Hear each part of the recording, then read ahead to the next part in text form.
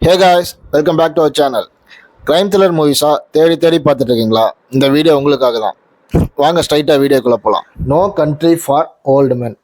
இந்த படம் 2007 ரிலீஸ் ஆன ஒரு அமெரிக்கன் கிரைம் த்ரில்லர் மூவி. இந்த படத்தோட ஸ்டோரி என்னென்னா, மாஸ் அப்படிங்கிறவர் ஒரு பாலைவனத்துக்கு வேட்டையாட போகும்போது ஒரு சூட்கேஸ் ஃபுல்லாக அவருக்கு பணம் கிடைக்கும். அந்த பணத்தை எடுத்துகிட்டு அவர் போயிடுவார்.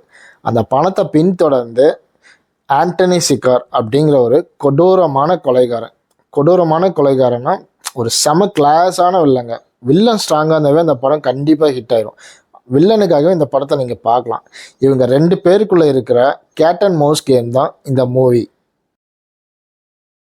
இந்த மூவி 2013 ரிலீஸ் ஆன ஒரு crime thriller movie.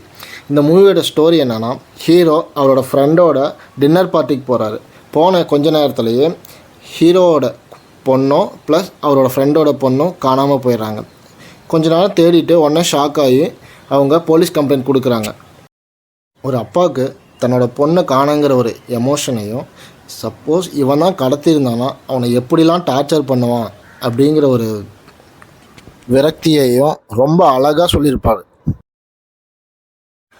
Next 2007 Christopher Nolan அவரோட டைரக்ஷனில் வெளியான மெமெண்டோ, இந்த படத்தை பற்றி தான் பார்க்க போகிறோம். தன்னோட ஒய்ஃபை கண்ணு முன்னாடியே 2 பேர் கொன்றுவாங்க. ஸ்பாட்லேயே ஒருத்தரை போட்டு தள்ளிடுவார். இன்னொருத்தன் நம்ம ஹீரோவை அடிச்சுட்டு எஸ்கேப் ஆயிடுவான். இப்போது அவனை எப்படி கண்டுபிடிச்சி அவனை கொல்றாருங்கிறது தான் இந்த படத்தோட ஸ்டோரி. இதில் என்ன ட்விஸ்ட்னா, ஹீரோவுக்கு ஷார்ட் டேர்ம் மெமரி லாஸ் இருக்கும்.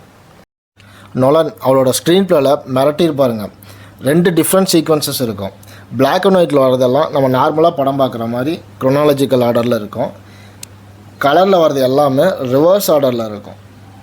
இந்த படத்தோட இன்ஸ்பிரேஷன்ஸாக கஜினி, பட் ஃபுல்லாக ரீமேக் இல்லை.